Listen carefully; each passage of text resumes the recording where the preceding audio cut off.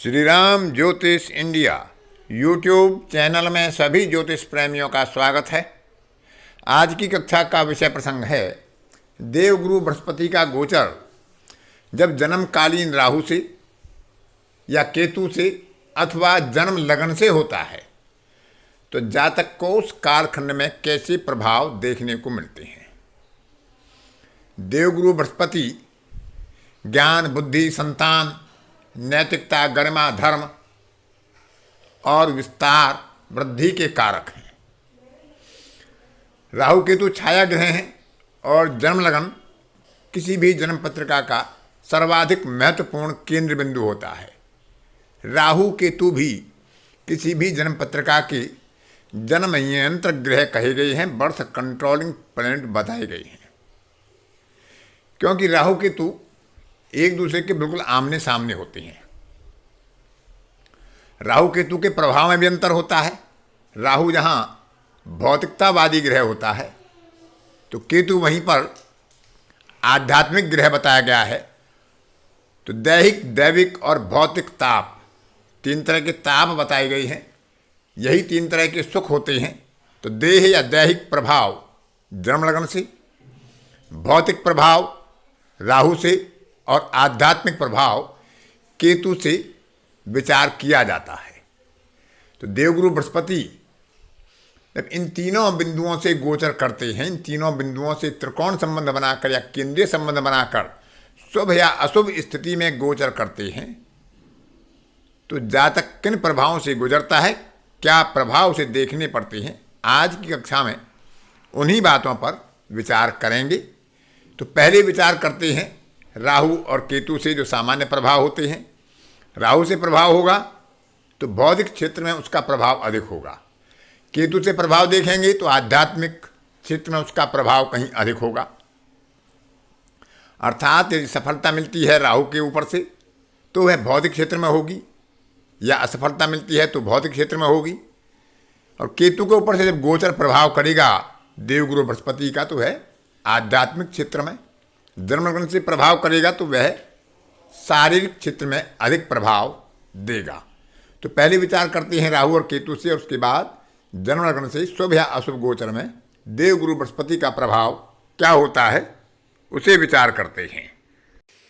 जन्म पत्रिका में जब राहु या केतु को गुरु के साथ स्थिति में देखा जाता है तो इसको गुरु चांडाल योग की संज्ञा दी गई है, क्योंकि राहु और केतु छाया ग्रह होकर गुरु के शुभ प्रभावों को कम कर देते हैं, उसकी नैतिकता आदि को प्रभावित करते हैं, जातक के जीवन की गरिमा को प्रभावित करते हैं। लेकिन गोचर का विषय अलग होता है, क्योंकि गुरु जिस स्थान से गोचर करता है उस स्थान पर या उस ग्रह पर उसका क्या प्रभाव होता है, तो जातक उन प्रभावों को देखता है। इसमें दशा अंतर्दशा का भी महत्व होता है, अन्य ग्रहों के गोचर का भी महत्व होता है, लेकिन केवल गुरु का प्रभाव क्या होता है, तो गुरु का गोचर जब राहु और केतु से शुभ स्थिति में होगा, अष्टक वर्ग में, अपने भिन्नाष्टक वर्ग में अच्छी रेखाओं के साथ होगा,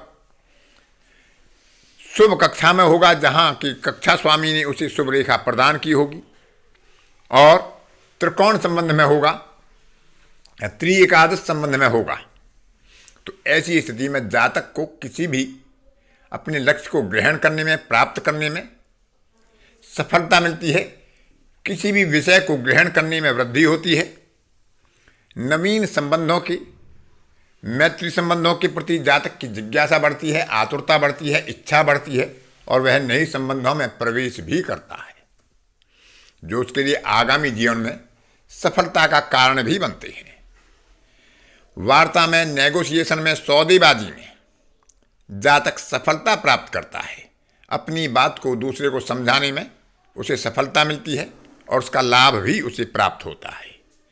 विवाह संबंधी सुख, साझेदारी में लाभ, या दूसरों के साथ मिलकर व्यवसाय करने में या दूसरों के व्यावसायिक अनुबंधों से जातक अच्छे लाभ प्राप्त करता है, आर्थिक क्षेत्र में अच्छी प्रगति प्राप्त करता है, विशेषकर राहु के ऊपर से जब उसका गोचर प्रभावित करेगा। यदि केतु से शुभ स्थिति में गोचर प्रभावित करेगा तो आध्यात्मिक क्षेत्र में जातक की कीर्ति बढ़ेगी, उसे सफलता मिलेगी। मंत्र सिद्धि के लिए यह समय बहुत अनुकूल किसी भी जातक के लिए हो सकता है। सज्जन लोगों से, साधुओं से, संतों से, उच्च कोटि के आध्यात्मिक पुरुषों से जातक का मिलन होता है और उसके प्रति मिलन की जिज्ञासा और आतुरता जातक में पाई जाती है। धार्मिक ग्रंथों में, उनके अध्ययन में, स्वाध्याय में जातक की रुचि स्वाभाविक रूप से बढ़ जाती है। लेकिन यही स्थिति यदि अशुभ स्थिति में गोचर हो राहु और केतु के ऊपर से, तो प्रभाव विपरीत स्थिति में होते हैं, उपरोक्त फल नहीं मिल पाते हैं, कलह, विवादपूर्ण स्थिति बनती है। असामाजिक कार्यों में या असामाजिक तत्वों से संबंधों में जातक की रुचि उत्पन्न हो जाती है, क्योंकि राहु और केतु के ऊपर से जब देवगुरु बृहस्पति का गोचर खराब स्थिति में होगा तो देवगुरु बृहस्पति अपनी गरिमा त्याग देंगे और राहु केतु का प्रभाव कहीं अधिक प्रभावी हो जाएगा।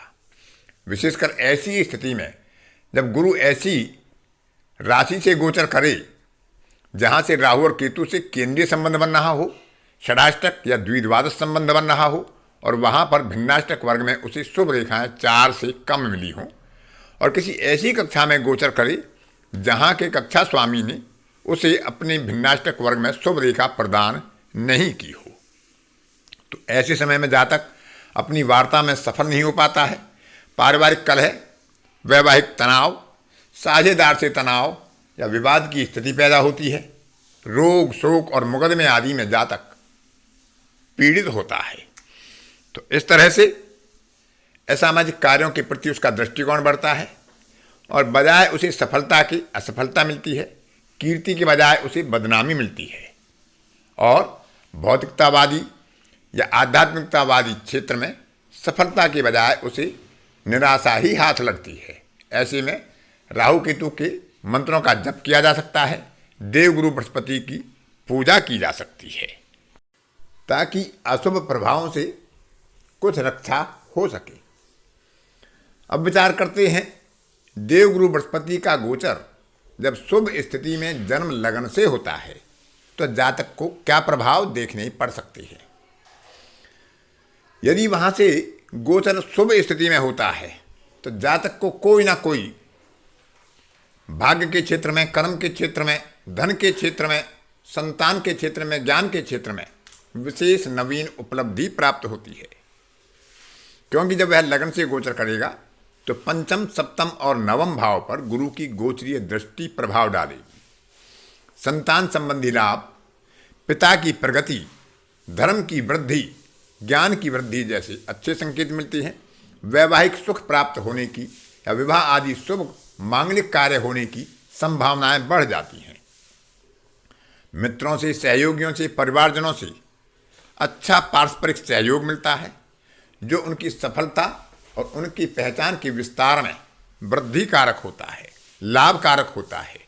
घर और प्रतिष्ठान पर जातक को सुखद और आकर्षक वातावरण का निर्माण करने में भरपूर सहायता मिलती है।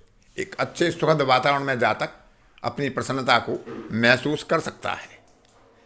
लेकिन यही गोचर यदि अशुभ स्थिति में हो, अर्थात जन्म लगन में गुरु को अपने भिन्नाष्टक में 4 से कम शुभ रेखाएं प्राप्त हुई हों और किसी ऐसी कक्षा से गुरु का गोचर हो रहा हो जहां पर अपने ही भिन्नाष्टक वर्ग में उसी कक्षा स्वामी के द्वारा शुभ रेखा प्राप्त ना हुई हो और जन्म लगन में गुरु पीड़ित हो, अशुभ भावों का स्वामी हो, इस तरह के संबंध यदि बनते हैं तो उपरोक्त फलों में कमी आती है। परस्पर वैर विरोध की संभावनाएं, परिवार में मतभेद और कलह की संभावनाएं, मित्रों से, सहयोगियों से विवादपूर्ण स्थितियां बन जाती हैं। जातक अनावश्यक बात को एक विवाद का कारण बना देता है। धन हानि की संभावनाएं बढ़ जाती हैं। दूसरों से सहयोग की अपेक्षा होती है लेकिन सहयोग नहीं मिल पाता है। उपलब्धि जातक के हाथ में आते आते फिसल जाती है या निकल जाती है और जातक निराश हो जाता है। घर पर, अपने प्रतिष्ठान पर, कार्यस्थल पर जातक को सुखद वातावरण नहीं मिल पाता है, जिसके कारण वह मानसिक तनाव से ग्रस्त होता है और धन आदि की हानि स्वयं के गलत निर्णय के कारण कर बैठता है। तो इस तरह से यदि ऐसी स्थिति बनती हो, अशुभ गोचर हो रहा हो, तो देवगुरु बृहस्पति के मंत्रों का जप किया जा सकता है और अपने से बड़ों का, माता का, पिता का, गुरुजनों का, वृद्धजनों का, वरिष्ठजनों का सम्मान करना चाहिए। तो इस तरह से देवगुरु बृहस्पति के जन्म लगन और राहु केतु के ऊपर से हम गोचर का प्रभाव देख सकते हैं। आज की कक्षा में इतना ही।